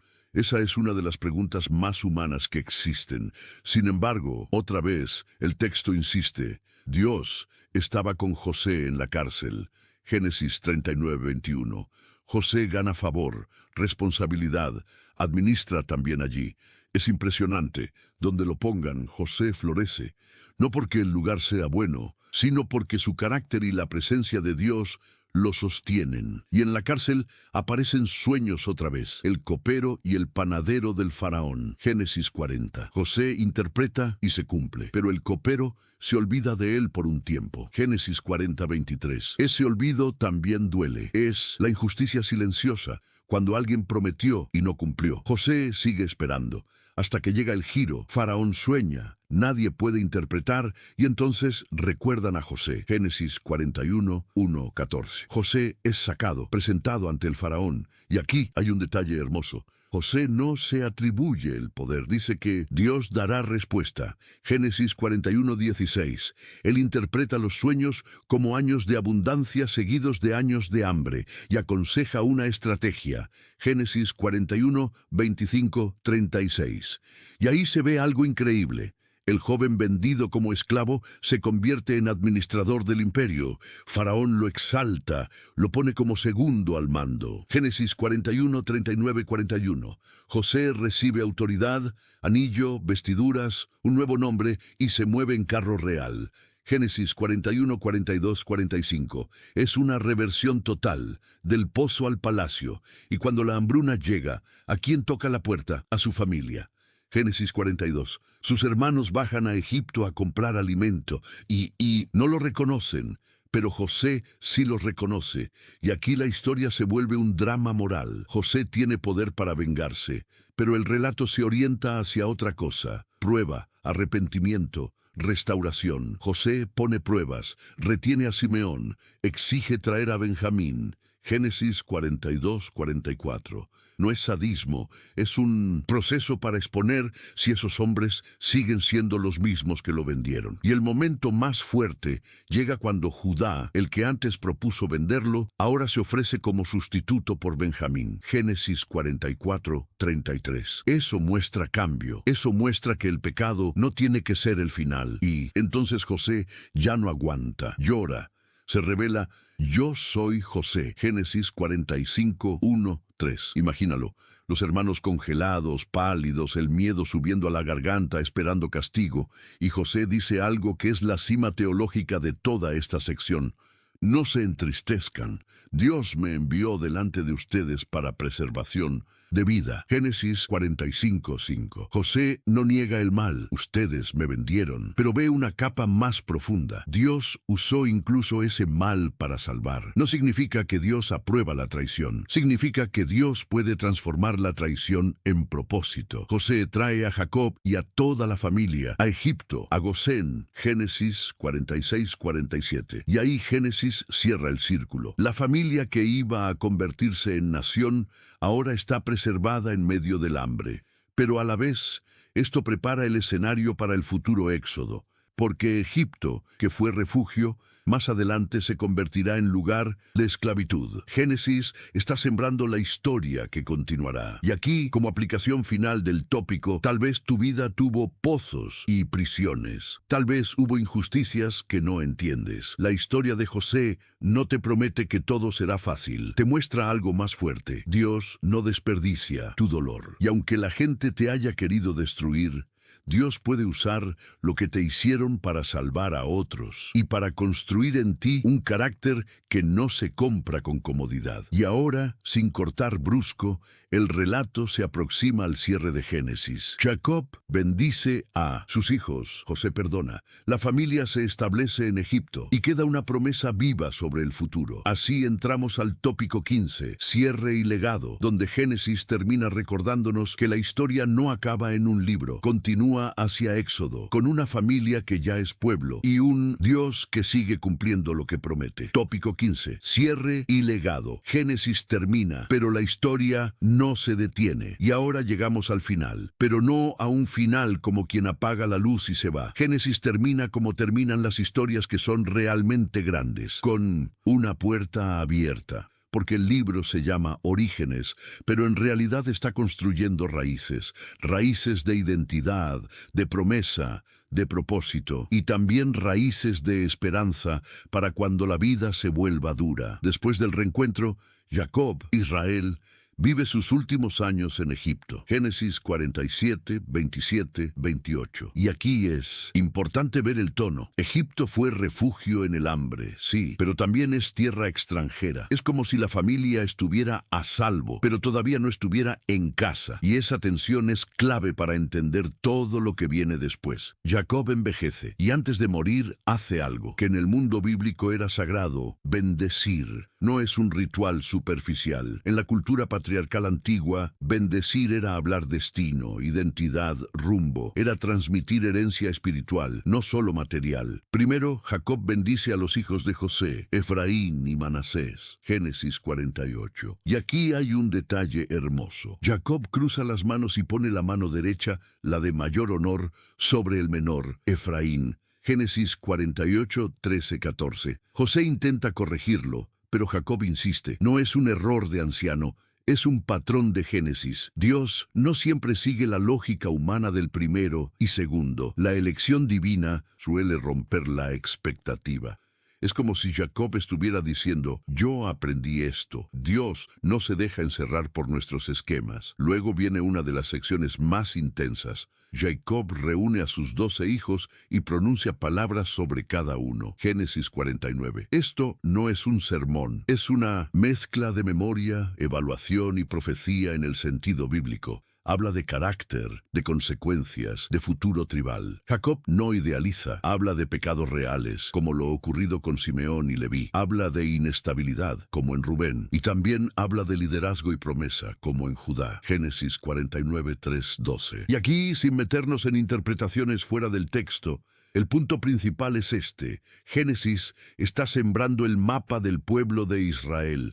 Está mostrando que de una familia rota, Dios está formando tribus con identidad, con destino, con historia. Luego Jacob muere, Génesis 49:33. Y la escena del duelo es profunda. José cae sobre su padre, llora, lo besa, Génesis 51. El texto te deja sentir la humanidad del momento. El hombre que antes lloró en secreto en Egipto, ahora llora sin esconderse. Y lo llevan a sepultar a Canaán, a la cueva de Macpela, donde estaban Abraham, Sara, Isaac, Rebeca, la tumba familiar de la promesa. Génesis 55:13. Ese regreso para sepultar no es un detalle geográfico, es teológico. Es como si dijeran, aunque vivimos en Egipto, nuestro corazón pertenece a la promesa. Canaán sigue siendo el destino, aunque todavía no lo poseen como nación. Y entonces llega un momento de tensión final. Después de la muerte de Jacob, los hermanos de José se asustan. Génesis 50:15. Piensan, ahora sí, nos va a cobrar.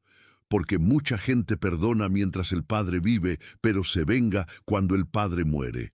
Ellos proyectan ese miedo sobre José, y aquí José podría destruirlos. Tiene poder, tiene autoridad, tiene el derecho humano de ajustar cuentas. Pero José responde con una de las frases más gigantes de toda la Biblia narrativa. Ustedes pensaron hacerme mal, pero Dios lo encaminó a bien para hacer lo que vemos hoy. Mantener con vida a mucho pueblo. Génesis 50:20. Esta frase no borra el pecado de los hermanos. No dice, no pasó nada. Dice, sí pasó y fue maldad. Pero añade una capa más profunda. Dios no fue derrotado por esa maldad. Dios la transformó en camino de salvación. Y entonces José los consuela y les habla al corazón. Génesis 50:21. Esa expresión es preciosa. No solo les da comida, les da paz. Les muestra que el perdón verdadero no es solo legal, es emocional, es restaurador. Ahora viene el último golpe simbólico de Génesis. José envejece y antes de morir hace jurar a los hijos de Israel que cuando Dios los visite y los saque de Egipto, llevarán sus huesos con ellos. Génesis 50:24-25. Y esto es increíble, porque José muere en Egipto, pero muere mirando hacia el futuro, como diciendo, Egipto no es el final. Dios cumplirá, Dios los visitará, Dios los sacará. La palabra visitar en la Biblia muchas veces significa intervención activa de Dios, no una visita social. José está afirmando, Dios no se olvidó. Entonces Génesis termina así. José muere, lo embalsaman y queda en Egipto. Génesis 50:26. Y tú puedes sentirlo. El libro cierra con el pueblo todavía en tierra ajena. No hay salida todavía, no hay mar rojo todavía, no hay Sinaí todavía, pero hay algo más fuerte que un milagro visible, una promesa viva. Y aquí está el cierre para el espectador de hoy, en tono de conversación. Génesis te enseña que el mundo puede empezar perfecto y luego romperse, pero también te enseña que Dios trabaja con historias rotas, que Dios transforma caos en propósito, que Dios no abandona cuando hay lágrimas, que Él guía incluso cuando el camino parece injusto, porque al final Génesis no te deja mirando un pasado antiguo, te deja mirando una pregunta presente. Si Dios fue fiel con Abraham, con Isaac, con Jacob, con José, ¿por qué no podría ser fiel contigo en este capítulo que tú estás viviendo ahora? Y así Génesis termina, pero la historia continúa directo hacia Éxodo, donde esa familia que entró a Egipto por hambre, un día saldrá tierra como nación por poder. Y cuando ese día llegue, los huesos de José saldrán con ellos como testimonio silencioso de que Dios cumple lo que promete. Ese es el legado de Génesis. Dios inicia, Dios sostiene, y Dios termina lo que promete. Y ahora que llegamos al final, respira un segundo, porque Génesis no termina como un cuento bonito, termina como termina la vida real, con heridas, con preguntas, con gente imperfecta, pero con algo que puede sostenerte cuando todo se mueve. Dios sigue siendo fiel. Vimos el principio perfecto y luego vimos cómo el corazón humano se rompió. Vimos vergüenza, culpa, violencia, orgullo, agua cayendo del cielo, lenguas confundidas, y quizás te diste cuenta de algo doloroso. El caos no empezó afuera, empezó adentro, y eso duele, porque significa que nadie se salva solo, nadie se arregla con fuerza de voluntad, nadie reinicia el alma por su cuenta, pero aquí está la luz. Génesis también te mostró que cuando el ser humano se esconde, Dios busca. Cuando la vida se desordena, Dios ordena. Cuando el pecado destruye, Dios promete. Y cuando parece que todo se perdió,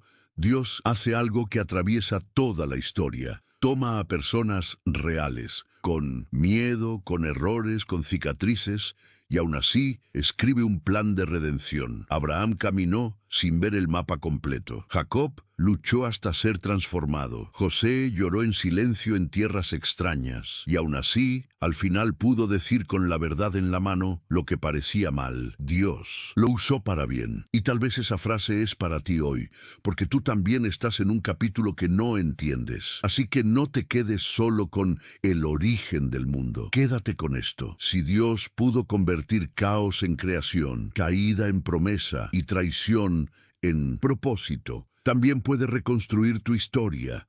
Y si ahora estás en Egipto, en desierto o en noche, no significa que la promesa murió. Significa que el siguiente capítulo todavía está en manos de Dios. Si llegaste hasta aquí, te felicito. Ya viste que Génesis no es solo el inicio, es el mapa de cómo Dios trabaja con personas reales. Ahora verifica si estás suscrito. Deja tu like y comparte. Y comenta una última vez. Dios escribe mi historia. Dios escribe mi historia.